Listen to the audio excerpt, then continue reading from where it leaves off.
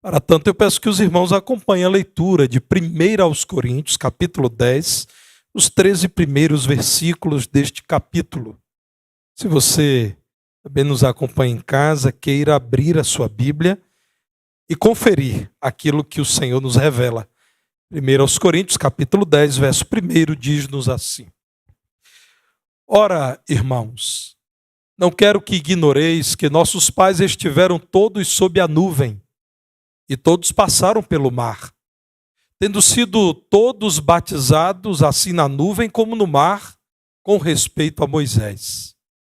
Todos eles comeram de um só manjar espiritual e beberam da mesma fonte espiritual, porque bebiam de uma pedra espiritual que os seguia, e a pedra era Cristo. Entretanto, Deus não se agradou da maioria deles, razão porque ficaram prostrados no deserto. Ora, estas coisas se tornaram exemplos para nós, a fim de que não cobicemos as coisas más como eles cobiçaram. Não vos façais, pois, idólatras, como alguns deles, porquanto está escrito: o povo assentou-se para comer e beber e levantou-se para divertir-se. E não pratiquemos imoralidade, como alguns deles o fizeram e caíram num só dia 23.000. Não ponhamos o Senhor à prova, como alguns deles já fizeram e pereceram pelas mordeduras das serpentes. Nem murmureis, como alguns deles murmuraram e foram destruídos pelo exterminador. Estas coisas lhes sobrevieram como exemplos e foram escritas para advertência nossa, de nós outros, sobre quem os fins dos séculos têm chegado. Aquele, pois, que pensa estar em pé, veja que não caia. Não vos sobreveio tentação que não fosse humana, mas Deus é fiel e não permitirá que sejais tentados além das vossas forças. Pelo contrário, juntamente com a tentação, vos proverá livramento, de sorte que a possais suportar. Podem assentar, irmãos.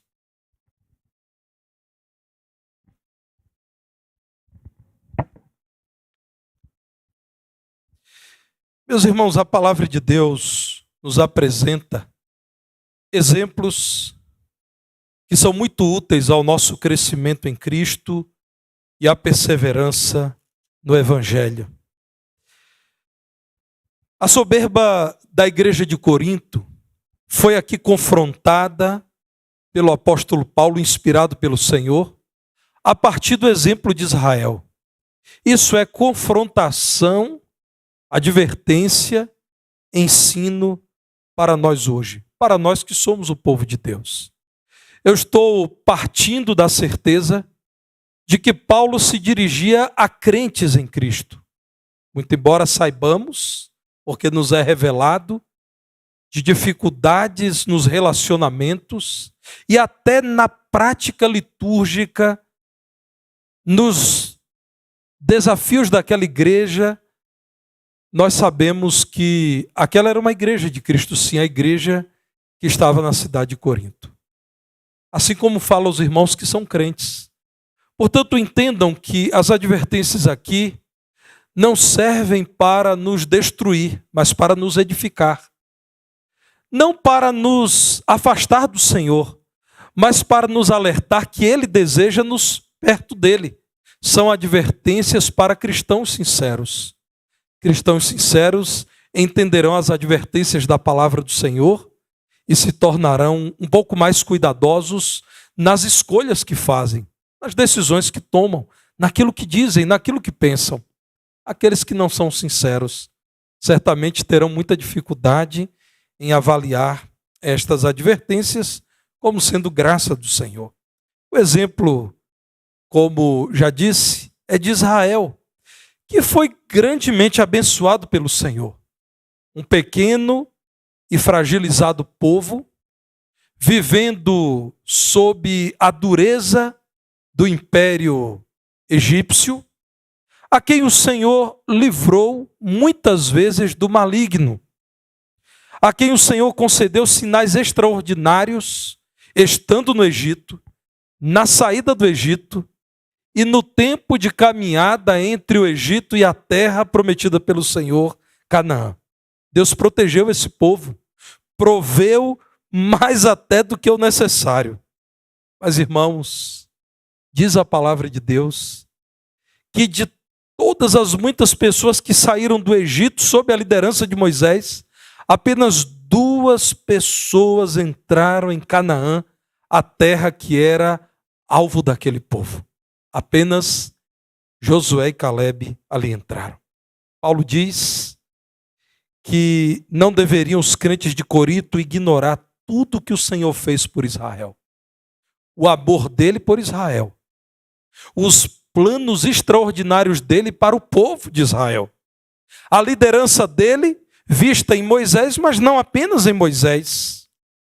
Diz a palavra de Deus que eles, verso 3, comeram e beberam de um manjar espiritual e de uma fonte espiritual, porque eles bebiam de Cristo. Quem estava com eles era o próprio Cristo, a pedra era Cristo. Jesus Cristo, que sempre foi Deus, muito antes da encarnação, inclusive, estava com eles. Meus irmãos, Deus abençoou esse povo, mas, segundo a palavra de Deus, não se agradou deste povo que tinha sido colocado pelo Senhor de pé, mas que decidiu se ajoelhar diante de ídolos, diante daquilo que Deus não aprova. Verso 5, 1 Coríntios 10, 5. Entretanto, Deus não se agradou da maioria deles, razão porque ficaram prostrados e ficaram no deserto. O deserto foi um lugar, irmãos, de sepultamento para aproximadamente 600 mil homens, sem contar as mulheres e as crianças que ali ficaram. É nesse contexto que encontramos o versículo central dessa perícope, desse texto bíblico. Aquele, pois, que pensa estar em pé, veja que não caia. Vejam, meus irmãos, a graça de Deus nesse texto, ao dizer, vocês, Igreja de Cristo, têm sido graciosamente cuidados pelo Senhor. Têm recebido toda a provisão do Senhor. Têm experimentado da liderança do Senhor por meio do Santo Espírito, que fala às igrejas. Mas não sejam soberbos. Não vivam de saldo espiritual. Não se acostumem com as coisas espirituais como Israel fez. No tempo áureo da história de Israel, a saída do cativeiro, a celebração da Páscoa, o recebimento de ofertas voluntárias até dos egípcios, sob a liderança daquele a quem Deus escolheu para falar a Faraó, preparado para tal ministério, quando parecia que Israel experimentaria o tempo áureo da sua história, porque não agradaram o Senhor. Aquelas pessoas ficaram prostradas no deserto. Verso 12, quem pensa está em pé, cuidado, veja que não caia. Irmãos, isso é exemplo para nós, a Igreja de Cristo da atualidade, que assim como o Israel da aliança, foi batizado e ceou com Cristo. Paulo, irmãos, que estava em pé, olhou para o exemplo de Israel como sendo um desafio para ele. Veja o versículo anterior ao capítulo 10. 1 Coríntios 9, 27, quando Paulo, antes de falar à igreja, diz de si mesmo. 1 Coríntios 9, 27. Capítulo 9, verso 27. Mas esmurro o meu corpo. É linguagem figurada. Paulo está dizendo, eu luto contra a tentação da minha carne. Eu batalho contra o meu corpo e o que ele quer. E o subjugo e o reduzo à escravidão, para que, tendo pregado a outros, não venha eu mesmo a ser desqualificado. Quanta humildade nessa declaração. Paulo dizendo, vocês me conhecem como o homem convertido pelo chamado de Cristo no caminho para Damasco. Vocês sabem que eu, outrora perseguidor, tenho sido perseguido por amor ao Evangelho. Vocês conhecem a minha doutrina, a minha disposição apostólica para falar de Cristo onde ele não foi proclamado, para falar de Cristo aos gentios. Mas, meus irmãos, eu tenho lutado, eu tenho batalhado contra mim mesmo, porque se eu não fizer isso, eu corro o risco de cair e então ser acusado como aquele que não vivenciou aquilo que pregou. Não venha eu mesmo a ser desqualificado. É falando de si mesmo que Paulo fala também aos crentes e diz: cuidado, meus irmãos, tenham cuidado com aquilo que vocês têm feito. Naqueles dias, havia, irmãos, uma polêmica na igreja. Numa cultura, claro, de maioria pagã, havia cristãos que comiam nos mercados comidas oriundas, carnes oriundas de sacrifícios aos ídolos, e muitos diziam: o ídolo nada é, Paulo diz isso, por isso eu posso comer. Mas havia gente convertida do paganismo que entendia que aquilo era um reforço à cultura e à prática pagã. No capítulo 8, 1 Coríntios 8, no verso 8, Paulo diz assim: não é a comida que nos recomendará a Deus, pois nada perdemos se não comermos, e nada ganharemos se comermos. Vede, porém, que esta vossa liberdade não venha de algum modo a ser tropeço para os fracos.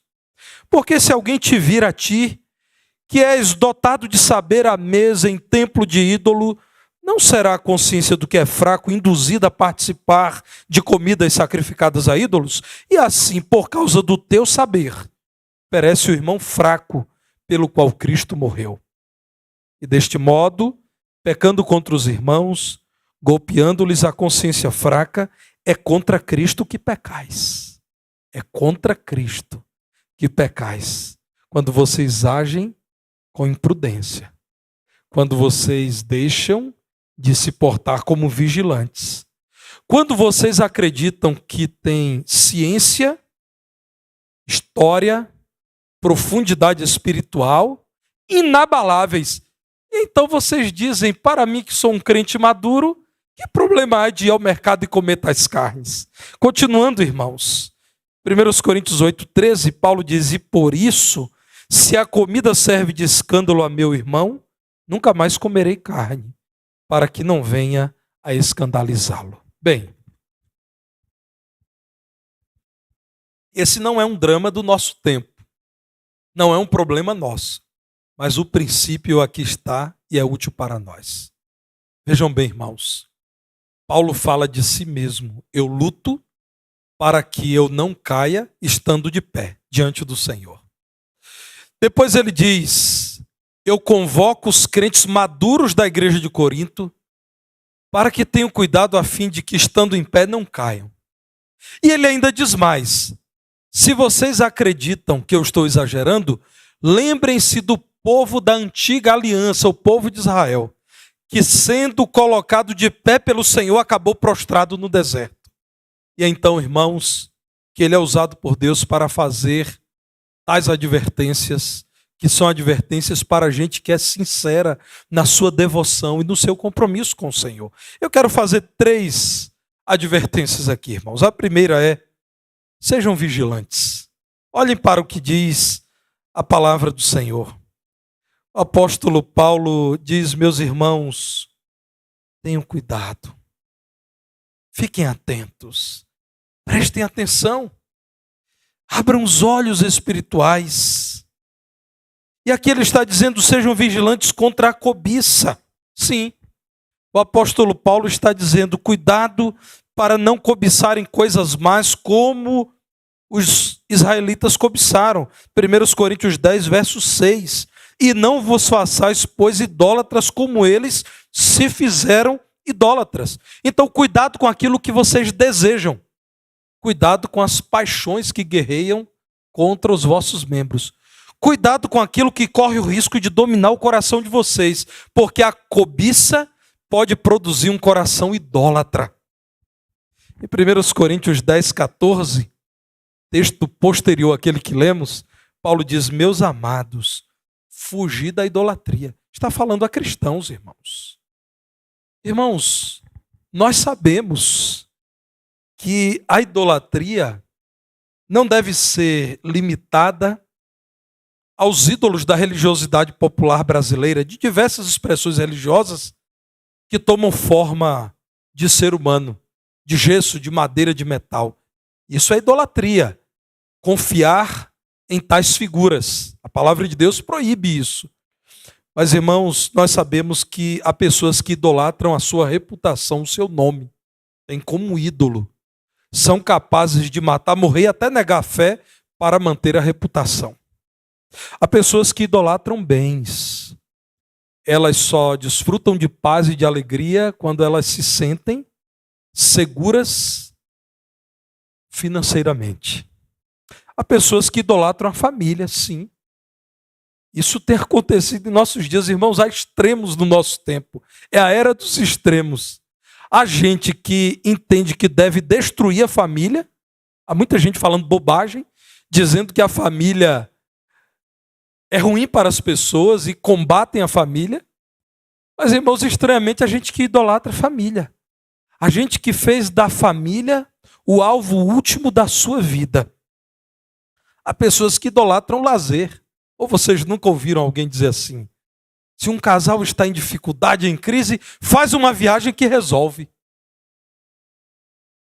O relacionamento com os filhos não é bom? Vá para a Disney com os filhos. Isso é idolatria, irmãos.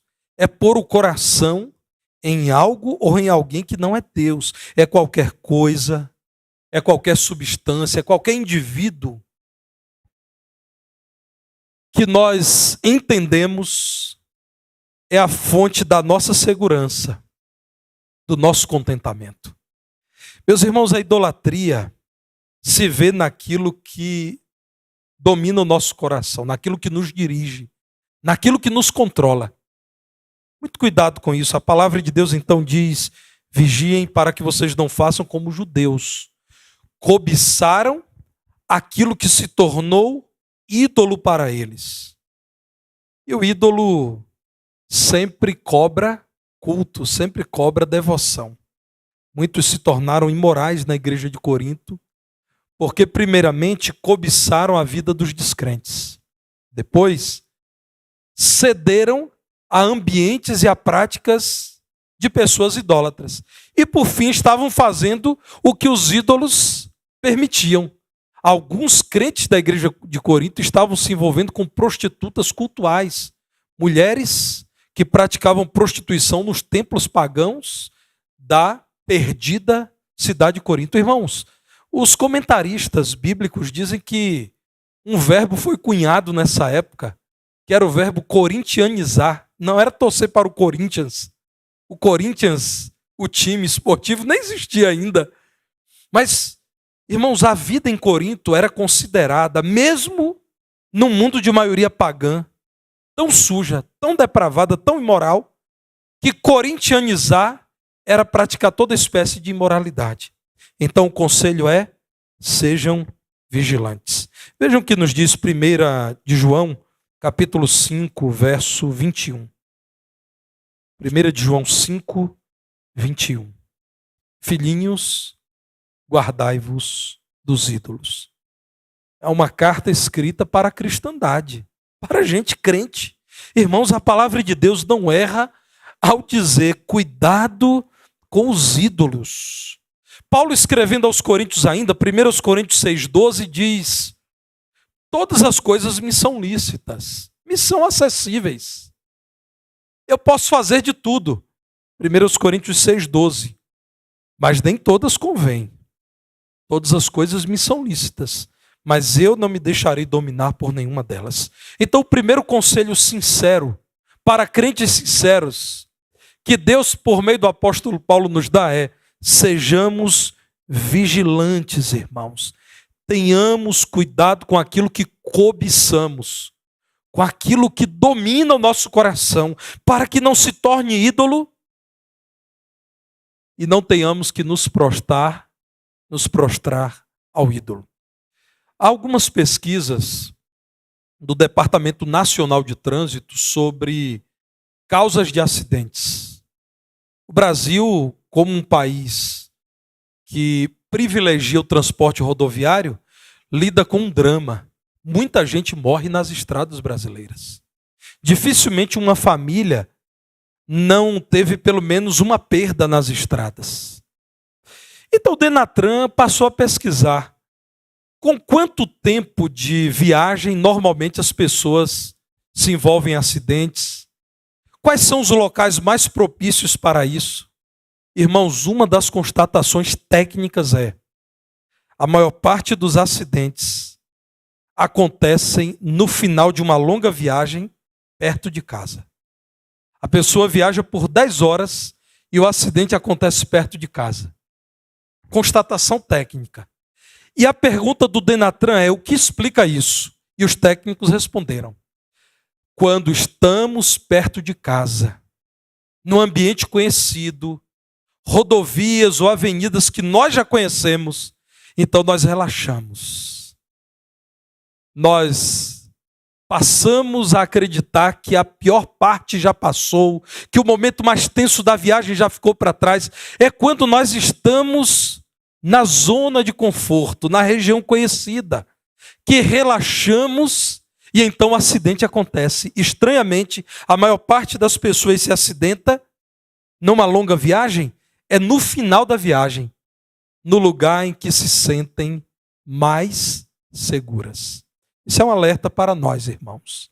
Eu e você, crentes em Jesus, quanto mais antigos na fé, quanto mais achegados à palavra de Deus, quanto mais tempo temos desde que deixamos o mundo e o que nele há, mais riscos corremos, porque nós nos acostumamos com a vida cristã e podemos deixar de ser vigilantes. Conselho, a advertência para você, meu irmão, que é um crente sincero, é: não baixe a guarda. Continue vivendo como um cristão vigilante. A segunda advertência é aparentemente uma redundância. Paulo chama os crentes para que sejam crentes. Essa é a segunda advertência: seja crente. Vejam, irmãos, o apóstolo Paulo falando aos crentes e dizendo: meus irmãos, não ponham o Senhor à prova como os israelitas fizeram.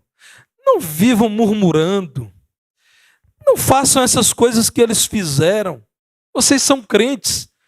Confiem no Senhor e descansem nele. Não ponham o Senhor à prova. Veja o que nos diz o Salmo 78, verso 19. Salmo 78, 19. Falaram contra Deus dizendo: pode acaso Deus preparar-nos mesa no deserto? Irmãos, o salmista relata, e aqui é Asaf, o ministro de música, falando que o povo que viu as 10 pragas, a Páscoa, a saída do Egito, a abertura do mar, a vitória sobre os exércitos de Faraó, o mais poderoso exército da antiguidade oriental era o exército do Egito. O povo que viu tudo isso em algum momento, não tendo a comida em suas mãos, perguntou: e Deus pode mesmo nos dar comida no deserto? Todo mundo sabe que deserto é lugar de escassez. De onde é que Deus vai tirar comida num lugar como esse? Irmãos, deixaram de ser crentes e isso é perigoso. Quando um crente põe o Senhor à prova.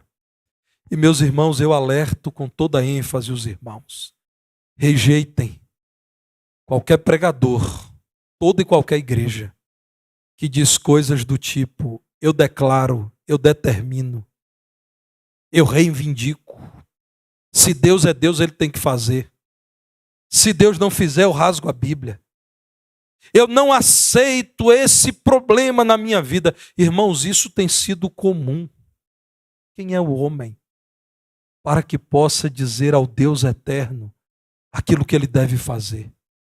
O que eu compreendo, irmãos, para que eu queira questionar os caminhos de Deus? Como o Senhor disse a Jó: Jó, onde é que você estava quando eu planejei e executei todo o meu plano para dar forma a esse mundo?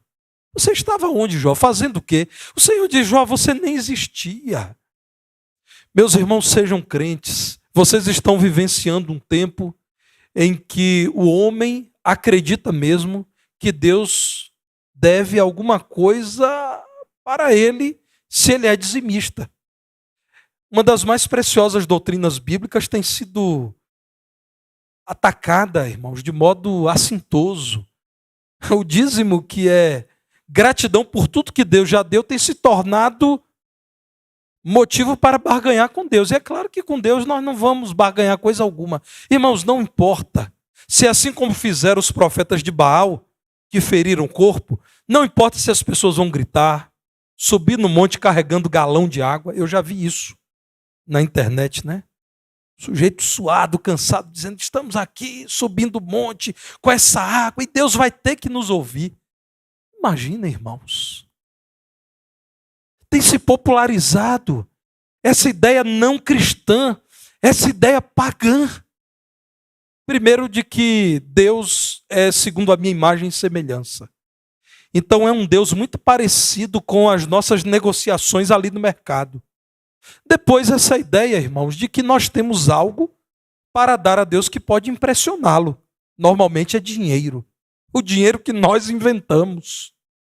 Essa ideia, meus irmãos, de que o Senhor se torna servo, de que o Altíssimo se rebaixa, de que o grandioso Deus se apequena e diz: pois não, me deem ordens que eu obedecerei vocês. O Deus da Bíblia não é assim. Portanto, a advertência para os irmãos é: sejam crentes e não ponham o Senhor à prova. Não murmurem. A murmuração é sim a declaração daquele que não confia no Senhor. Daquele que já se secularizou de tal modo que não crê que Deus pode transformar o mal em bem. Que não crê que em meio às aflições e às provas, Deus pode forjar um crente mais paciente, mais espiritual, mais apegado ao céu, um crente melhor. Irmãos, sejam crentes e não abandonem aqueles compromissos que um dia os irmãos fizeram diante do Senhor. É o que Israel fez. Israel deixou de vigiar, acreditou que já era um povo pronto e acabado, porque Deus havia favorecido tal povo, e não sendo vigilante, deixou de crer no Senhor e de confiar no Senhor. 1 Coríntios 9, 23, tudo faço por causa do Evangelho, com o fim de me tornar cooperador com ele. É Paulo dizendo: a alegria, a honra de cooperar com o Evangelho me impõe sacrifícios, e eu estou disposto a fazer, porque eu sou um privilegiado, eu conheço Cristo. 1 Coríntios 10, 31, comendo, bebendo ou fazendo qualquer coisa, outra, tudo devo fazer para a glória de Deus. Então, meu irmão, o meu primeiro conselho a partir da palavra de Deus é uma advertência. Não baixe a guarda, continue sendo um crente vigilante. Não acredite que você é grande coisa. Deus, grandioso como é, te sustenta, te abençoa, te conduz. Mas não é você a causa de te manter de pé. É Deus quem te mantém de pé. E seja crente, confie no Senhor. Não seja como incrédulo. O incrédulo acredita que ele dirige a vida dele. O incrédulo, com uma facilidade incrível, discorda de Deus. O incrédulo, inclusive, culpa a Deus por aquilo que o homem fez. Nós somos crentes, irmãos. A vida cristã é pela fé. Nós somos aqueles que a palavra do Senhor chama a viver de modo vigilante, a viver como crentes em meio a uma geração incrédula. Seja vigilante, seja crente. E a terceira advertência e última é: seja fiel. Então continue meditando na palavra de Deus. Você encontrará exemplos como este que Paulo traz para a igreja de Corinto, para que você continue vigiando e crendo no Senhor e não se torne infiel. Irmãos, o verso 11 é impressionante. 1 Coríntios 10, 11. Estas coisas lhe sobrevieram. Que coisas? As derrotas de Israel. E foram escritas. Estas coisas lhe sobrevieram como exemplos e foram escritas para advertência nossa. Você percebe o zelo de Deus por sua igreja? O amor de Deus por você, meu irmão. Tudo aquilo que derrotou Israel foi escrito para te advertir de nós outros sobre quem os fins dos séculos têm chegado. Aquele, pois, que pensa está em pé. Cuidado, veja que não caia. Medite na palavra de Deus. Eu gosto de lembrar de Tiago, irmãos. Tiago, no capítulo 1, quero destacar os versos 13 a 15. Vejam o que nos diz o apóstolo do Senhor. Tiago, capítulo 1, verso 13. Ninguém ao ser tentado diga, sou tentado por Deus.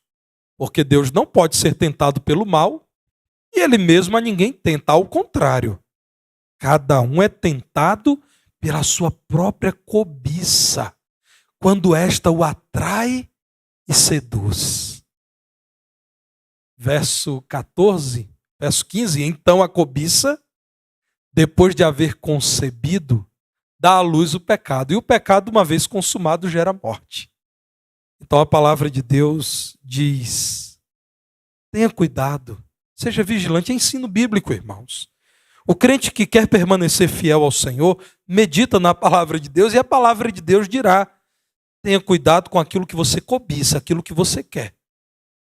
Porque uma vez entregue à cobiça, ela te fará gerar o pecado. E o pecado, depois de nascido, aí ele também vai se reproduzir. E o salário do pecado é a morte. Aceite a direção do Espírito Santo. Você medita na palavra de Deus. Você ora ao Senhor pedindo que o Espírito da palavra seja aquele que te dirige. Veja o que nos diz Hebreus capítulo 2, verso 18. Hebreus 2, 18. Naquilo que ele mesmo sofreu. E aqui está falando de Jesus em sua obra expiatória. Naquilo que ele mesmo sofreu, tendo sido tentado, é poderoso para socorrer os que são tentados. Jesus morreu para te salvar, mas hoje ele é o seu intercessor, o seu advogado, o seu mediador. Ele assumiu a forma de homem, ele se fez carne e habitou entre nós. Ele sofreu o que você sofre. Ele foi tentado como você é. Ele é poderoso para te socorrer por conta da extrema identificação dele com você. Ele sabe muito bem daquilo que você sofre. Ele sabe muito bem aquilo que você passa. Portanto, ouça o que ele tem a te dizer pelo Santo Espírito que te habita, meu irmão, e que te ilumina quando você lê a palavra. O Senhor te ajudará a permanecer fiel. Busque então na palavra de Deus e na comunhão com Deus em oração sabedoria para que você seja cauteloso e dê bom testemunho do Evangelho. É o que Paulo está dizendo aos crentes de Corinto. Vocês, irmãos, como está no início da carta, que propagam os muitos dons espirituais presentes na igreja, vocês que são uma igreja com certa força, vocês pensam que estão em pé? Cuidado para que vocês não caiam. Irmãos, quando essa carta foi escrita, os crentes que são os destinatários da carta jamais poderiam imaginar que o cristianismo de todas as gerações olharia para aquela igreja como um exemplo ruim. Um motivo para advertência. Eles não sabiam disso. Hoje nós sabemos.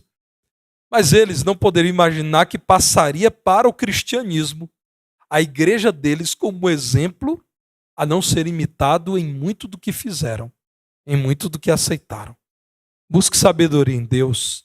Se você estiver em dúvida entre o extremo da cautela e o extremo da licenciosidade, seja cauteloso.